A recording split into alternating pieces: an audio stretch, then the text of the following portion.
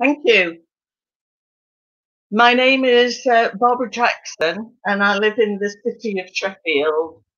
I was a woman striker during the 1984-85 miners' strike. I was also a member of Sheffield Women Against Closures, and I'm also the founding member of the Aubrey Truth and Justice campaign, which was started in 2012. And I was its secretary for 5.5 years. First of all, I'd like to say many thanks to Jean-Pierre Macias and his team for allowing me to take part in the transitional justice seminar in the Q&A in January, and for allowing me to make this video which fills in the background about the strike and about my part in the strike. If you'll just excuse me a minute, I occasionally need to put my glasses on. My part in the strike goes back to the start of the strike in 1984. I was working for the National Coal Board here in Sheffield. The National Coal Board was the state employer for the deep mine coal industry at the time, a nationalised industry.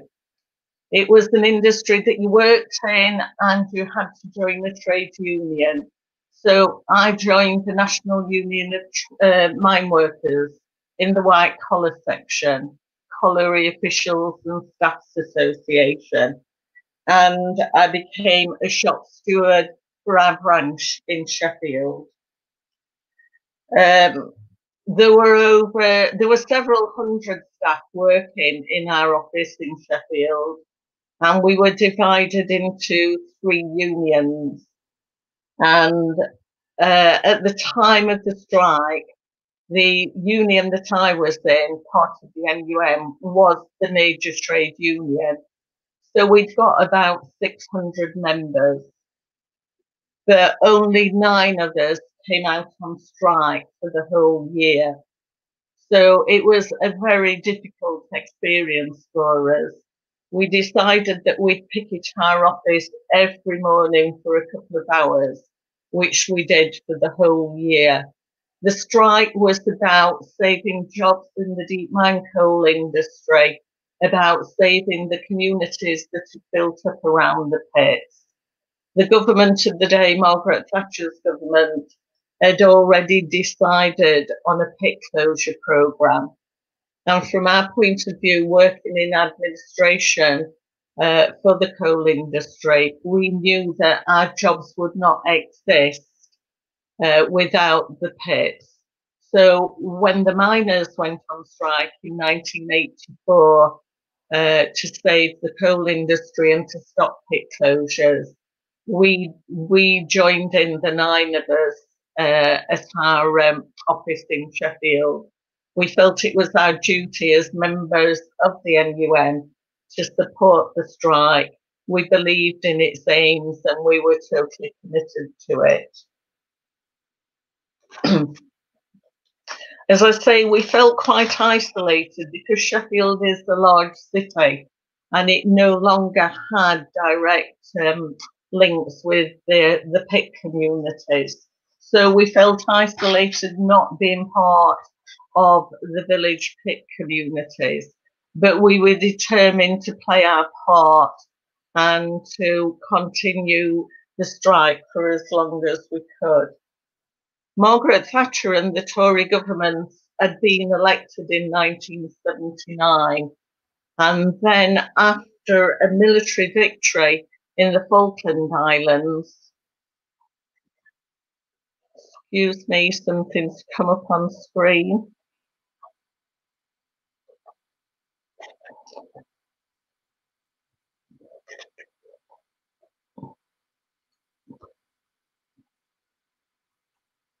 Sorry about that. After a military victory in the Falkland Islands down by Argentina, Margaret Thatcher and her government were on a high wave of support in this country. That military victory happened in the early 80s, and the new liberal economic order had already started in Britain by then. And part of that was targeting the trade unions, which the Tory government thought had become far too powerful and needed to be brought down. So the idea was to pick a major trade union and take on that major trade union and make an example of it. And the NUM in the National Union of Mine Workers, in deciding to fight the pit closure programme, became that major trade union that the Tory government took on. At the time, there were 180,000 people working in the coal industry, and 165,000 of those came out on strike. The deep mine coal industry ran the landmass of Great Britain, down in the south in Kent, up the middle of the country, through the Yorkshire coalfields where I live, into Wales and up to Scotland. It was a major, major employer and had been the only significant provider of energy until gas, oil and electricity had come along. And so as a consequence, it became a driver in the Industrial Revolution. The families of the miners in the pit villages all joined in the fight against the pit closure programme. And in joining in that fight, they were taking on the state, the power of the state, the government, the police, the judiciary, and the media. As I say, families, communities, supporters throughout the country all joined in trying to prevent the decimation of the coal industry. Loads of women's groups sprang up around the start of the strike in March 1984, and they called themselves Women Against Pit Closures. It was quite unusual for women to join in a strike and support their men who were working. The women formed soup kitchens in the pit villages, provided food parcels, gave welfare benefits advice, and eventually started joining the picket lines as well, because the police decided fairly quickly that miners were not going to be allowed to get to the picket lines, and if they did, they were going to be corralled in certain sections. So the women joined in picketing as well, and they were able to get through to the front line and appeal to the scabs not to cross the picket line. And the women introduced a very novel feature. They were singing and dancing on the picket line. And the police didn't know how to handle women on the picket line. They were used to dealing with men and a bit of pushing and shoving and stuff like that, but they were not used to women singing and dancing on the picket line. So the women became more and more vocal, more and more powerful during the strike. They started to front meetings all over the country in their own right, started to raise money and get donations in to fund the soup kitchens and to fund the food parcels. They explained the politics of the strike and deepened the whole understanding of what the miners were trying to achieve, which was to save their jobs, their communities, and to save the deep mine coal industry. Living in Sheffield, Sheffield had its own women's group, Sheffield Women Against Pit Closures. I became part of that group. It lasted for 3 years, I travelled all over the country speaking about the group, along with other women from Sheffield Women Against Pit Closures. We were invited to Germany. We went to Northern Ireland.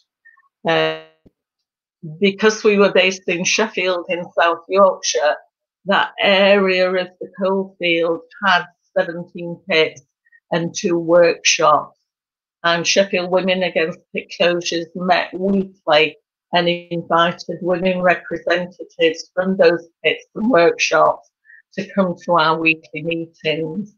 We in Sheffield as women couldn't run a soup kitchen, couldn't do the food parcels, but what we did was fundraising, speaking, getting money in, donations, taking collections.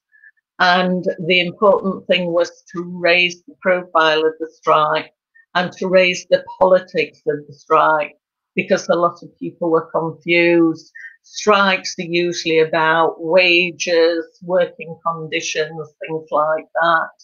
And miners had been very successful in the past in winning those type of strikes for improved wages. This was the strike to save the industry, the pits, the communities, the villages that had sprung up around that industry. It was a marvellous experience being involved with Women Against Pit Closures. They were the heart and soul of the strike. They kept that strike going for the year. There's no doubt, and the men involved all say as well, without the women, we could not have kept that strike going for the year. The women were the driving force and the motivation to keep going. When the strike ended, Sheffield Women Against Pit Closures carried on for another 2 years because people in the pit villages still needed help, still needed money. They'd accrued a lot of debt during the strike. So we kept going for another couple of years. And during the last year, 1987, we worked on a book together detailing our experiences of the strike. And I've got a copy of it here. It's in the British suffragette colours of a purple, green, and the white should represent gold, but we can suppose gold on the cover. And it's called "We Are Women, We Are Strong." And there was a group called Flaming Nerve who wrote the song "We Are Women, We Are Strong."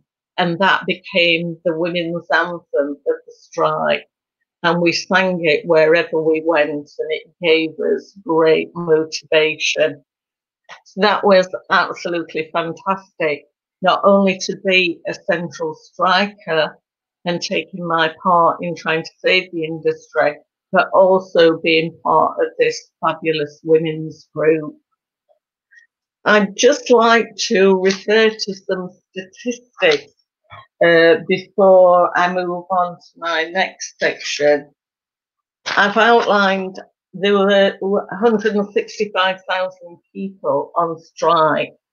By the time the strike finished in 1985, there were 11 people dead. 11,312 people had been arrested. 7,000 people were injured taking part in the strike. 5,653 people were put on trial for taking part in the strike. 200 men who took part in the strike were imprisoned and lost their jobs. 960 men who took part in the strike were sacked by the coal board. They lost their jobs, they lost their pension rights as well. So those statistics are fairly devastating and speak about the enormous effort that went into the strike and the enormous sustaining it, holding it together, Most strikes collapse within a couple of weeks because you can't sustain them. Highly, highly unusual for it to last a year. And the state matched our efforts with their efforts to prevent the strike from being a success. I am now part of the Orgreave Truth and Justice campaign, and we are campaigning for a full public inquiry for the events at Orgreave, here 5 or 6 miles away from where I live in Sheffield, at the Orgreave coking plant. There was a mass picket of miners there on the 18th of June 1984, a really hot summer's day. And miners had been preventing travelling round, picketing, at pits, trying to get other miners to join them. And there were roadblocks. Traditionally, in that strike, the police were turning people back, saying that you've no right to travel, you might cause the disturbance of the peace. But on the day of the mass picket at Orgreave, the police were there when the miners travelled down the motorways, came from all over the country, 10,000 miners to do a mass picket at the Orgreave coking plant. The police guided them to the coking plant, facilitated them parking, and told them which field they could go into to take part in the picket. So that was an entrapment. That was highly unusual behaviour, that the police would facilitate the miners like that.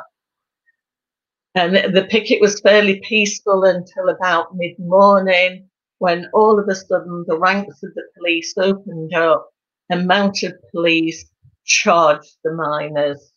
The miners were dressed for the summer weather in jeans and t-shirts and trainers. The police, 20 of them on horseback, 5,000 police in riot gear, were there to prevent that mass picket developing and closing down the coking plant. At the end of that day, 95 random miners had been picked up, charged by the police with riot and unlawful assembly.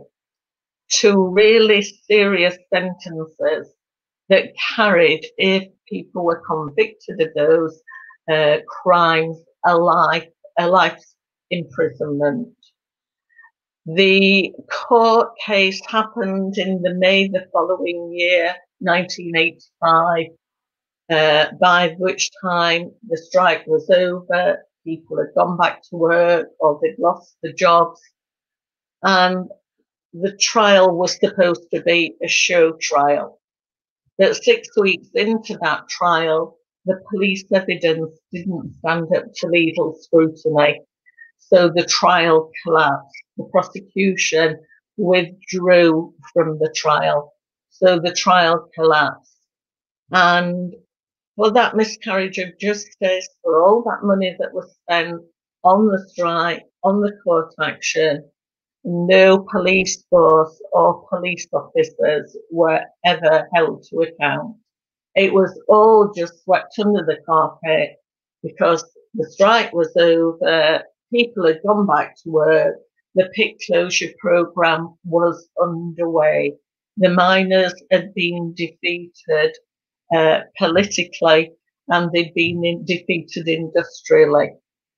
The emasculation of the pit villagers and the industry was felt so deeply. We were heartbroken, the 9 of us who were on strike back in Sheffield when the strike ended. We really believed that we would win it. What can I say? A terrible defeat. It really destroys a lot of your motivation, a lot of your belief.